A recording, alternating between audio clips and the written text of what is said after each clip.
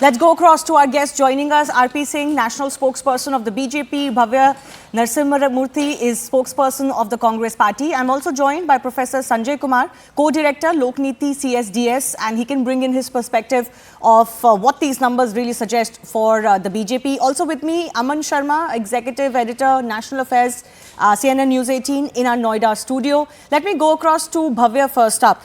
These results, despite the fact that the Congress won one state in Telangana, and that was a good victory for the Congress party, beating a regional party, do suggest that nationally speaking, the Congress is unable to present a challenge to the BJP, especially in states where it has to fight it alone, and in states that matter a lot when it comes to a national verdict.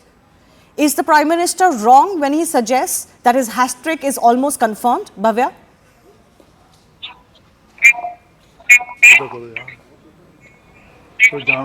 So, if you see from the perspective of, South India and North India, BJP does not exist in South India anymore. In any of the governments, whether it even in alliance with a local party, it does not exist. Or individually in the ruling. Hindi belt, yes, BJP is very strong. BJP is strong. We totally agree. We need to work a lot in these states. Coming to northeast states, if you see the Mizoram, Mr. Modi was not even allowed to enter the state to campaign for BJP. That's the state of BJP in the northeastern states. Parliamentary elections include every nook and corner of India. So when South India and Northeast India is totally against BJP, we have literally shown them the door. Hindi belt, we are working. It's not like we are very poor in these areas. India alliance as such, most of the states, our alliance partners are ruling. So I don't think parliamentary elections, definitely these 5 elections and the results will be a factor for parliamentary elections, but will not be an indication of parliamentary election results. It will be one of the very strong factors. We totally agree with that. But when the Congress does win, for example, when it recently won in Karnataka, Congress suggested that this was an indication of a national mood change. So how is it that it works for national picture when you win a state, but it doesn't when the BJP wins states? That's because every time BJP wins, what is portrayed across in every channel or in every newspaper or even by the BJP is Mr. Modi's face. If you remember, Mr. Modi campaigned in Karnataka. He literally stayed in Karnataka and every road by road in Bangalore he campaigned, which yielded 0 results for BJP. So that notion of Narendra Modi's wave or BJP wave that they had built was destroyed, and this is where the resurgence of Congress started. Now, I'm sorry, are you suggesting that the Modi wave has been destroyed in the country? I wouldn't say destroyed, but definitely it's reducing. On the basis of what? Because it was all based on his elections. Like before this, what they used to claim, every victory was claimed by Mr. Modi, and if they lose some election, Mr. Nadda was blamed. No, don't get into what people say. That's a different matter. On the basis of what are you suggesting that Narendra Modi is less popular as a Prime Minister today than 6 months ago? It was. It's not like Mr. Modi did not campaign in Telangana. It's not like he did not campaign in Karnataka. They did. But the fact is, the Congress party, the government, the previous governments here, and how fed up they were with the BJP government here, the very fact that, some of the strongest BJP leaders were sidelined in Karnataka, all of these factors only to make sure that, they rule from Delhi. They rule Karnataka from Delhi, and they didn't want again, you're missing the point that I'm asking you, Bhavya. The point is this. You may claim there is a north-south divide. The BJP has obviously mentioned how their vote share has increased in Telangana, how their vote share was intact even in Karnataka. And anyways, we know there's a pattern that state and national elections are fought differently. They could well do, they did well in Karnataka last time around too, they could do well again. But that's a separate matter. My point was exactly this, that to give Narendra Modi a pan-India fight, you need a little bit more than this. You cannot rest on Karnataka or even Telangana now. In fact, mind you, I could also argue that Congress is also not very strong in the south. Yes, you won these 2 states, Four but major states. you are Four not major on your own states of capable South of India. winning an election in Tamil Nadu. You've been defeated multiple times in Kerala. There are question marks on whether you can come to power in Andhra Pradesh. So it's not like you are the done deal in South India, and it's just about making inroads in North India. But I'm not playing on this North and South thing. I'm just saying, you look at the national picture right now.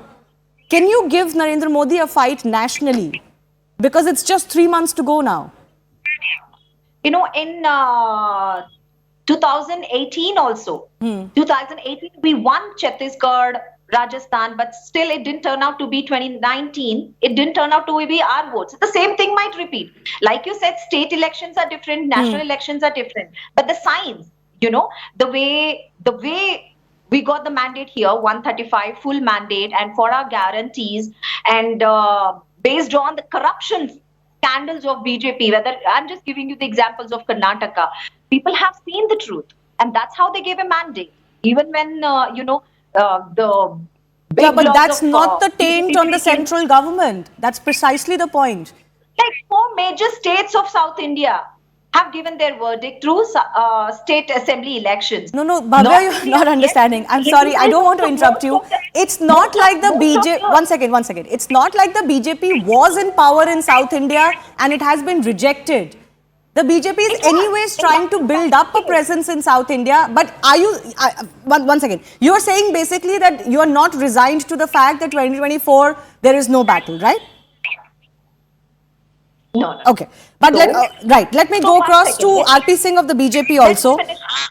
I've given you enough time, Bhavya, just please be patient now. Okay. RP Singh of the BJP, Jairam Ramesh did point out that even in 2003, the Congress lost these 3 states, but look what happened in 2004. Look what happened in 2018 and 2019. BJP lost those states, swept these states as far as Lok Sabha is concerned. So is it not a little premature even for the BJP to assume that because they've done well in certain states, they will repeat the national mandate? Well, Shivani, first let me do away with this myth of that BJP has no ground in South. We are a party in Puducherry and we are the party in alliance in Puducherry, and we have a home minister in Puducherry also. One. Secondly, we have 29 member parliament, much more than the Congress party, and in Telangana also, and in Karnataka also. Yes. And then let me put it very categorically. And also in coming elections, let me put it very categorically, we will do tremendously good in Tamil Nadu also. We acknowledge, we accept that yes, we still have to make our ground in Kerala. We are working for it, but overall countrywide, right from Ladakh till Tamil Nadu, which party has cadre? I mean, which party has Panna Pramukh? Which party works on ground?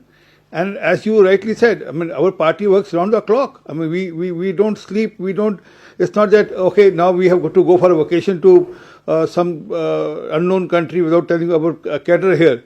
So our party, right from the Prime Minister Modi ji to the Panna Pramukh works round the year, round the clock.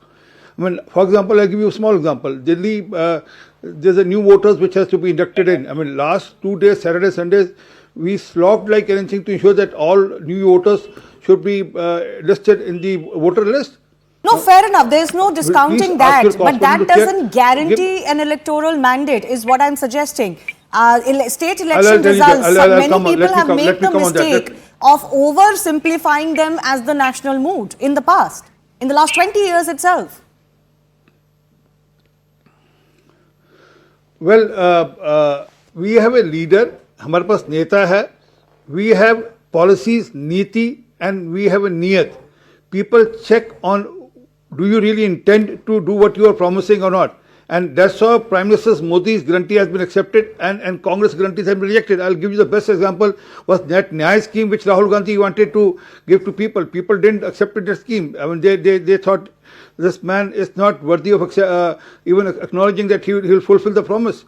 So that's how नेता भी है, नियत भी है, और नेता भी है, नीति भी है, और नियत भी है. So all put together is a combination which makes us ahead of all of them in coming elections.